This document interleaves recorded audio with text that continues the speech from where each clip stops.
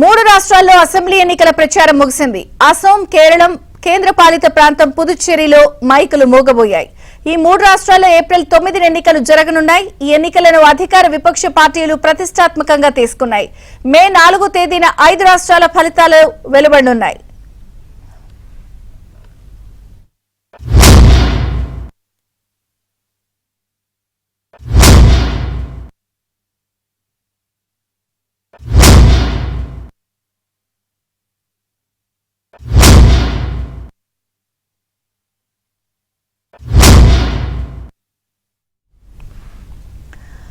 అసోంలో మూడోసారి hat trick కొట్టేందుకు BJP ప్రయత్నిస్తూ ఉండగా కాంగ్రెస్ సైతం ఎన్నికల్లో గెలుపు కోసం వ్యూహాలు రచించింది. కేరళంలో ఎల్డీఎఫ్, యూడీఎఫ్ కూటములు రణరంగాన్ని తలపించేలా ప్రచారం నిర్వహించాయి.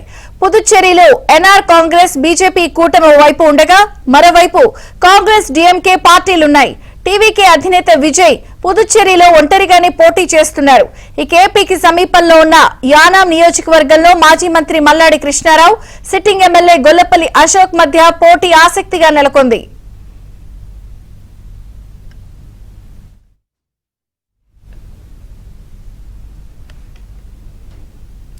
కేరళం, అసోం, పుదుచ్చేరి ఎన్నికలకి సంబంధించిన ప్రచారం ముగిసింది.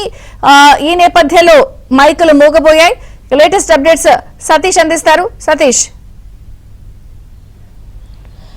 విజయ్ చంద్రిక, 5 రాష్ట్రాల్లో ఎన్నికల ప్రచారాలు పెద్ద ఎత్తున కూడా కొనసాగుతున్నాయని చెప్పాల్సి ఉంటుంది. పార్టీలు, ప్రధాన పార్టీలతో పాటు ప్రతిపక్ష పార్టీలు సైతం కూడా అదే స్థాయిలో కూడా ప్రచారం కొనసాగించాయి. తాజాగా 3 రాష్ట్రాల ఎన్నికలు ఏప్రిల్ 9వ తేదీన ఉన్నాయి. ఏప్రిల్ 9వ తేదీకి సంబంధించి ముఖ్యంగా అస్సాం కావచ్చు, కేరళ కావచ్చు, పుదుచ్చేరి కావచ్చు, మొత్తం 3 రాష్ట్రాల్లో ఏప్రిల్ 9వ తేదీన ఎన్నికలు జరగబోతున్న నేపథ్యంలో కాసేపటి క్రితమే ఆ 3 రాష్ట్రాల్లో సైతం కూడా మైకులు మూగబోయిన పరిస్థితి అయితే నెలకొందని చెప్పాల్సి ఉంటుంది. వాడి వేడిగా ప్రచారం కొనసాగిందని చెప్పాల్సి ఉంటుంది. ఇక కేరళలో మాత్రం ఎల్డీఎఫ్ వర్సెస్ యూడీఎఫ్గా ప్రస్తుతం ఎన్నికల ప్రచారం హోరాహోరీ కొనసాగుతుంది. బీజేపీ మాత్రం అక్కడక్కడ ప్రచారం నిర్వహిస్తూ వస్తుంది. ప్రధాని మోదీ మొదలుకొని పార్టీకి సంబంధించిన కీలక నేతలంతా కూడా అటు కేరళలో విస్తృత స్థాయిలో ప్రచారం చేసినప్పటికీ కూడా ప్రధానంగా అటు ఎల్డీఎఫ్, యూడీఎఫ్ గతంలో ఇప్పటికే 2 టర్ములు ఎల్డీఎఫ్ పరిపాలన కొనసాగిస్తూ వస్తుంది. మూడోసారి హ్యాట్రిక్ కోసం ఎల్డీఎఫ్ ట్రై చేస్తుంటే ఈసారి యూడీఎఫ్ ఖచ్చితంగా కూడా తమ బలాన్ని చాటుతాం, ఈసారి ప్రభుత్వాన్ని ఏర్పాటు చేస్తామని కాంగ్రెస్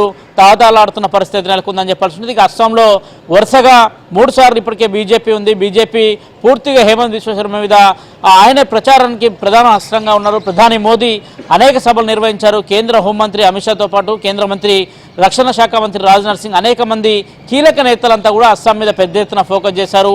బార్డర్ స్టేట్ కావడం, అస్సాం లాంటి రాష్ట్రం పెద్ద రాష్ట్రము, ప్రస్తుతానికి బీజేపీకి అత్యంత అవకాశం ఉన్న రాష్ట్రం అని చెప్పాల్సి ఉంటుంది. మరోవైపు ఇక బెంగాల్కి సంబంధించిన అంశంలో బెంగాల్లో మొత్తం పూర్తిగా బెంగాల్లో కూడా పెద్ద ఎత్తున కూడా అటు ప్రధాని మోదీ పెద్ద ఎత్తున కూడా అక్కడ ప్రచారం నిర్వహించిన పరిస్థితి నెలకొందని చెప్పాల్సి ఉంటుంది. మరోవైపు మమతా బెనర్జీ 4వసారి కూడా ప్రభుత్వాన్ని ఏర్పాటు చేసేందుకు అదే స్థాయిలో కూడా ప్రచారాలు నిర్వహిస్తుంది. ఇప్పటి వరకు హ్యాట్రిక్ సీఎంగా 3 సార్లు అక్కడ ప్రభుత్వాన్ని ఏర్పాటు చేసింది. ఇప్పటికే గతంలో జ్యోతి బసు 25 ఏళ్ళు పరిపాలిస్తే అలాంటి రికార్డుని కూడా బద్దలు కొట్టే విధంగా కూడా ఇప్పటికే మమతా బెనర్జీ ప్రచారంలో దూసుకు వెళ్తున్న పరిస్థితి నెలకొంది. కానీ స్ట్రైట్ ఎడ్జ్ ప్రధానంగా అక్కడ కాంగ్రెస్ కూడా పోటీ చేస్తున్నప్పటికీ కూడా బీజేపీ వర్సెస్ తృణమూల్ కాంగ్రెస్ కొంత వారిద్దరి మధ్యలోనే పోటీ ప్రధానంగా నెలకొందనేది కూడా చాలా స్పష్టంగా తెలుస్తుంది. ఇక పుదుచ్చేరిలో కూడా ఎన్ఆర్ కాంగ్రెస్తో పాటు బీజేపీ కూడా కొంత అలయన్స్ వెళ్తుంది. కేవలం 30 స్థానాలకే పుదుచ్చేరిలో ఉన్న నేపథ్యంలో అక్కడ కూడా ప్రచారాన్ని చేస్తున్నారు. కూటమి బలపడే అవకాశాలు ఉన్నాయనేది కూడా పెద్ద ఎత్తున ప్రచారం నిర్వహిస్తున్నారు. అలాంటి స్థాయిలోనే ప్రచారం కొనసాగుతుందని చెప్పాల్సి ఉంటుంది. ఇక ఏప్రిల్ 9వ తేదీన మొత్తం 3 రాష్ట్రాలు అంటే కేరళ కావచ్చు, అస్సాం కావచ్చు, పుదుచ్చేరి కావచ్చు, ఈ రాష్ట్రాలకు మొదట ఏప్రిల్ 9వ తేదీన ఒకే విడతలో ఈ రాష్ట్రాలకు ఎన్నికలు జరగబోతున్నాయని చెప్పాల్సి ఉంటుంది. మరోవైపు మొత్తం దాదాపు అస్సాంకు సంబంధించి 126 అసెంబ్లీ స్థానాలు ఉంటాయి. ఇక కేరళకు సంబంధించి 140 అసెంబ్లీ స్థానాలు, ఇక ముఖ్యంగా బెంగాల్కి సంబంధించి 294, పుదుచ్చేరికి సంబంధించి 30 అసెంబ్లీ నియోజకవర్గాలు ఉన్నాయి. దాదాపు ఇప్పటికే పోలింగ్ స్టేషన్లు అందరికి కూడా ఇప్పటికే ఏర్పాట్లు చేస్తారు. ఎలాంటి అవాంఛనీయ ఘటనలు చోటు చేసుకోకుండా ముందస్తుగానే భద్రతను కట్టుదిట్టం చేశారు. బెంగాల్లో అనేక ప్రాంతాల్లో సమస్యాత్మక ప్రాంతాలున్నాయి. కాకపోతే బెంగాల్కి సంబంధించి ముఖ్యంగా బెంగాల్ 2 ఫేజుల్లో ఉంది. అయితే ఏప్రిల్ 23, ఏప్రిల్ 29న బెంగాల్ ఉంటే ఏప్రిల్ 23వ తేదీన తమిళనాడు ఎన్నికలు ఉన్న నేపథ్యంలో కొంత మొదట 3 రాష్ట్రాలకు ఎన్నికలు నిర్వహించి అనంతరం ఇక్కడి నుంచి సంబంధించిన సెంట్రల్ ఫోర్సెస్ సైతం కూడా ఆ రాష్ట్రాలకు తరలించేందుకు కేంద్ర ఎన్నికల సంఘం ఇప్పటికే ఏర్పాట్లు చేసిందని చెప్పాల్సి ఉంటుంది. దాదాపు ప్రచార స్థాయిలో మాత్రం దూసుకెళ్తున్న పరిస్థితి నెలకొంది. మరోవైపు తమిళనాడుకు సంబంధించి 234 అసెంబ్లీ స్థానాలు తమిళనాడులో ఇప్పటికే డిఎంకే ఒంటరిగా పోటీ చేసి చిన్న చిన్న పార్టీలను కలుపుకొని ముందుకు వెళ్తున్న నేపథ్యం. మరోసారి డిఎంకే ప్రభుత్వాన్ని ఏర్పాటు చేసేందుకు ఆలోచనలు చేస్తున్న నేపథ్యం స్టాలిన్ నేతృత్వంలో.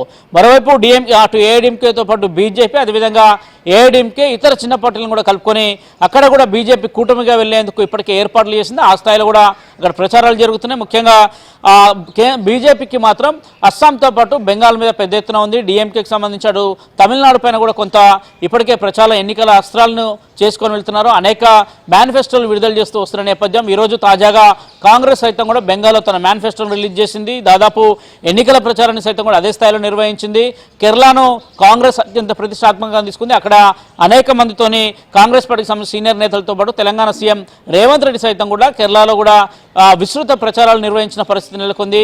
కేరళకు టూర్కు అనంతరం కేరళలో అనేక ప్రాంతాల్లో కూడా సీఎం రేవంత్ అక్కడికి వెళ్లి ప్రచారం నిర్వహించారు. యూడీఎఫ్ను గెలిపించాల్సింది కూడా అనేక విజ్ఞప్తులు చేస్తున్న నేపథ్యం. అయితే మూడోసారి కూడా అధికారంలోకి వచ్చేందుకు కూడా ఇప్పటికే ఎల్డీఎఫ్ అక్కడ ప్రయత్నాలు చేస్తుందని చెప్పాల్సి ఉంటుంది. ముఖ్యంగా మొత్తం పోలింగ్ కేంద్రాలు ఒకసారి చూసుకుంటే దాదాపు కేరళకు సంబంధించిన పోలింగ్ కేంద్రాలు 30,500 పోలింగ్ కేంద్రాలు ఉంటే సుమారు 2,70,00,000 మంది ఓటర్లు ఉన్నారని చెప్పాల్సి ఉంది. ఇక పశ్చిమ బెంగాల్ సంబంధించి మొత్తం 294 అసెంబ్లీ నియోజకవర్గాలకు 85,379 పోలింగ్ స్టేషన్లు ఉంటాయి. ఇక పట్టణ ప్రాంతాల్లో దాదాపు 19,708 పోలింగ్ కేంద్రాలను ఏర్పాటు చేశారు. సమస్యాత్మక ప్రాంతాలను కూడా గుర్తించడం జరిగిందని చెప్పాల్సి ఉంది. ఇక పుదుచ్చేరికి సంబంధించి మొత్తం 30 అసెంబ్లీ నియోజకవర్గాలు ఉంటే అందులో దాదాపు పోలింగ్ కేంద్రాలకు సంబంధించి 967 పోలింగ్ కేంద్రాలను కూడా ఏర్పాటు చేసింది. దాదాపు మహిళా ఓటర్లు కూడా అత్యంత కీలకంగా కూడా పుదుచ్చేరిలో మారిందని చెప్పాల్సి ఉంది. ఇక అస్సాంలో మొత్తం 126 నియోజకవర్గాలకు సంబంధించి 31,490 పోలింగ్ స్టేషన్లు ఉన్నాయి. ఇట్లా కేరళ కావచ్చు, అస్సాం కావచ్చు, పుదుచ్చేరి కావచ్చు అత్యంత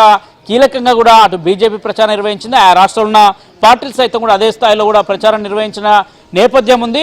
ఏప్రిల్ 9వ తేదీన వరుసగా ఈ 3 రాష్ట్రాలకు ఒకే విడతలో ఎన్నికలు జరగబోతున్నాయి. ఇక మే 4వ తేదీన తుది ఫలితాలు కూడా వెలువడేందుకు కూడా ఇప్పటికే ఎన్నికల సంఘం ఒక కార్యాచరణ రూపొందించింది. మే 4న ఎన్నికల ఫలితాలు రాబోతున్నాయి. ప్రస్తుతానికి 3 రాష్ట్రాల ఎన్నికలు మాత్రం 9వ తేదీన జరగబోతున్న నేపథ్యంలో 5 గంటలకే ప్రచారం మైకులకు సంబంధించిన అంశంలో కూడా ఆ రాష్ట్రాల్లో మూగవే అని చెప్పాల్సి ఉంటుంది. విజయచంద్రిక.